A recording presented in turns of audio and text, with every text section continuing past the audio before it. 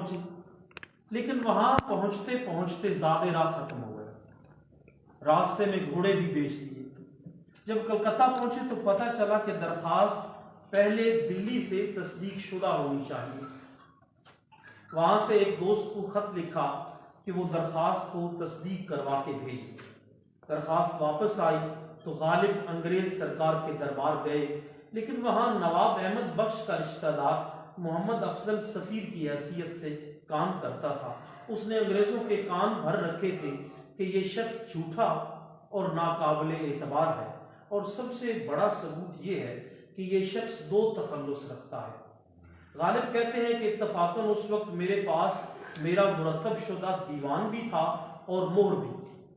میں نے بھی تحریری طور پر فارسی میں حکام بالا کو لکھا کہ پہلے میں اسد تخلص کرتا تھا، مگر اب غالب، اور اپنی طرف سے صفائی پیش کی کہ 2 تخلص ہونا میرا جھوٹے ہونے کے لیے کافی نہیں ہے۔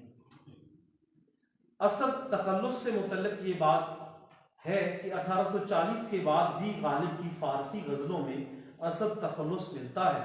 اردو غزلیں جو 1850 کے بعد بھی لکھی، ان میں بھی کہیں نہ کہیں اسد تخلص استعمال ہوا ہے، لیکن عام تاثر یہ ہے کہ غالب نے اسد تخلص 1816 تک استعمال کیا۔ بات سفر کلکتہ کی ہو رہی تھی تو مجموعی طور پر یہ سفر 3 سال کو محیط تھا، یعنی 1827 سے 1829۔ غالب کو بہت امید تھی کہ فیصلہ اس کے حق میں ہوگا، لیکن نامرادی یہاں بھی غالب کا مقدر ٹھہری۔ واپسی پر قرض خواہوں نے تنگ کرنا شروع کر دیا، اور ایک نے غالب کے خلاف عدالت سے ڈگری بھی لے لی۔ ان دنوں یہ قانون تھا کہ جو شخص دن کے وقت گھر پر رہتا اسے پکڑا نہیں جاتا تھا، لہذا یہ وہ دن تھے جب غالب ہر وقت گھر پر پڑے رہتے تھے۔ لیکن ایسا کب تک ممکن تھا؟ بالآخر عدالت میں پیش ہوئے۔ جج تھے مفتی صدر الدین آزردہ۔ انہوں نے غالب کو 500 روپیہ جرمانہ کر دیا۔ غالب یہ جرمانہ کہاں سے ادا کرتے؟ سو مفتی صاحب نے اپنی جیب سے یہ جرمانہ ادا کیا اور غالب کی گلو خلاصی کی۔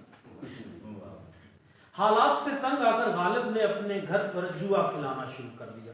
غالب خود نہیں کھیلتے تھے، مگر کھلاتے ضرور۔ ایک دفعہ جوئے کے الزام میں پکڑے اور غالباً 100 روپیہ جرمانہ ہوا۔ یہ واقعہ 1841 کا ہے۔ کچھ عرصے بعد دوبارہ وہی سلسلہ چل نکلا۔ 1847 میں پولیس نے چھاپا مارا، باقی سب لوگ بھاگ گئے، غالب پکڑا گیا۔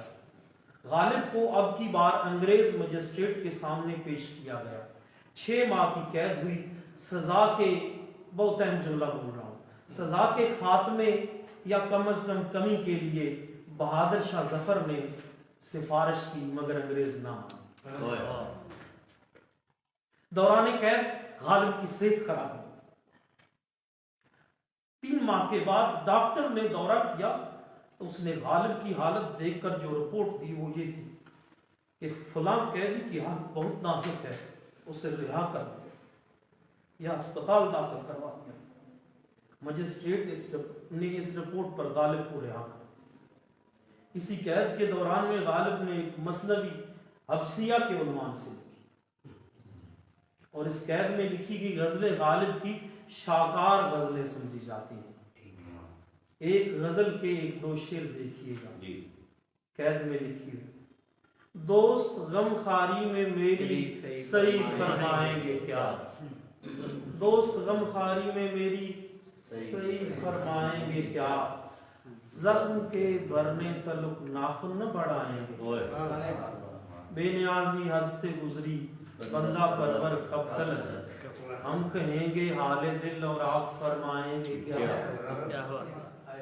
اور بھئی کیا کہنے شعر کے، خانہ زادے زلف ہیں زنجیر سے بھاگیں گے کیوں، خانہ زادے زلف ہیں زنجیر سے بھاگیں گے کیوں، ہیں گرفتار وفا زندہ سے گھبرائیں گے، ہیں گرفتار وفا زندہ سے گھبرائیں گے۔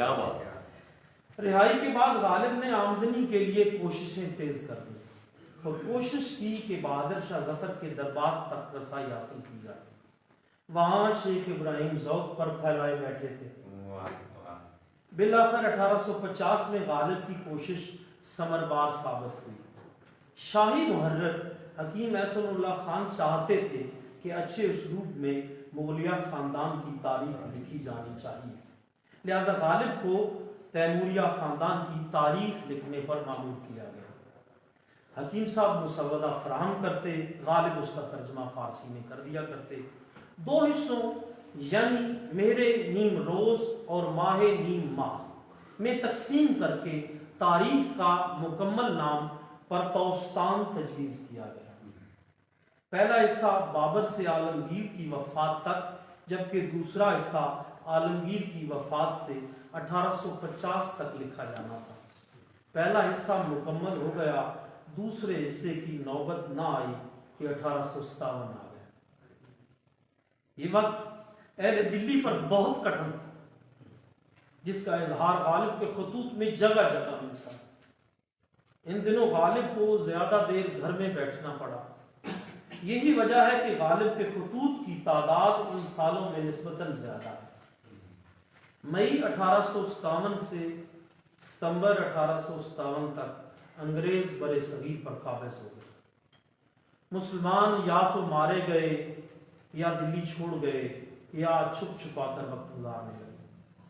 کسی مخبر نے انگریز حکام کو شکایت کر دی کہ فتح کے جشن میں، یہ پہلے مسلمانوں کا پلڑا بھاری تھا اور ایک جشن منایا گیا تھا بہادر شاہ ظفر کے دربار میں، کسی نے بعد میں انگریزوں نے یہ پاسا پلٹ دیا، تو کسی نے خبر کر دی کہ فتح کے جشن میں غالب بھی دربار گئے تھے اور وہاں انہوں نے بہادر شاہ ظفر کو مبارکباد بھی دی تھی اور اشعار بھی پڑھے تھے۔ کرنل برگ تفتیش پر متعین ہوئے۔ غالب جب پکڑے گئے تو کرنل نے پوچھا کہ تم مسلمان ہو؟ غالب نے کہا کہ آدھا مسلمان ہوں، کیونکہ میں شراب پیتا ہوں، سور نہیں کھاتا۔ یہ سن کر انگریز نے بری کر۔ غالب چونکہ تمام عمر مقروض رہے، مگر ان کے کچھ دوست ایسے بھی تھے کہ جنہوں نے مرتے دم تک غالب کا ساتھ دیا۔ ان دوستوں میں رامپور کے نواب یوسف علی خان اور جہانگیر آباد کے نواب مصطفیٰ خان شیفتہ کے نام سر فہرست ہے۔ نواب یوسف علی خان والی رامپور کے ساتھ تعلق کی مختصر داستان کو شروع ہے کہ غالب نے اپنے ایک دوست کے ہاتھ ایک خط اور ایک قصیدہ نواب صاحب کی خدمت میں بھیجا۔ قصیدہ پڑھا گیا، نواب صاحب کو پسند آیا، ایک چٹھی غالب کے نام لکھی اور چند اشعار بھی اصلاح کے لیے بھیجے، ساتھ 100 روپیہ شیرینی کے طور پر بھیجا کہ میں آپ کا شاگرد بننا چاہتا ہوں۔ ساتھ ہی انہوں نے کہا کہ آئندہ سے آپ کو 100 روپیہ ماہانہ ملتا رہے گا۔ یہ رقم غالب کو ہر ماہ مرتے دم تک ملتی رہی۔ غالب شاید اسی وجہ سے رامپور کو آرام پور کہا کرتے تھے۔ 1868 کا آخری مہینہ تھا کہ غالب بیمار تھا اور یوں بیمار پڑے کہ گویا صاحب فراق ہو۔ آخری دنوں میں حالی رات دن غالب کے یہاں ٹھہرے، کیونکہ حالی غالب کے شاگرد عزیز تھے۔ ان دنوں کمزوری کے سبب غالب سے قلم نہیں پکڑا جاتا تھا، خط یا کوئی بھی بات بول کر حالی سے لکھواتے تھے۔ مرنے سے ایک دن پہلے کہیں سے کوئی خط آیا، غالب سے حال پوچھا گیا، لکھوایا کہ میرا حال مجھ سے کیا پوچھتے ہو، کل ہم سائوں سے پوچھتے نا غالب کیسا۔ دوسرے دن یعنی 15 فروری 1869 کو غالب اپنا آخری شعر پڑھتے دنیا سے رخصت ہو گئے۔ دمے واپسی برسرے راہ ہے، یارو اب اللہ ہی اللہ ہے۔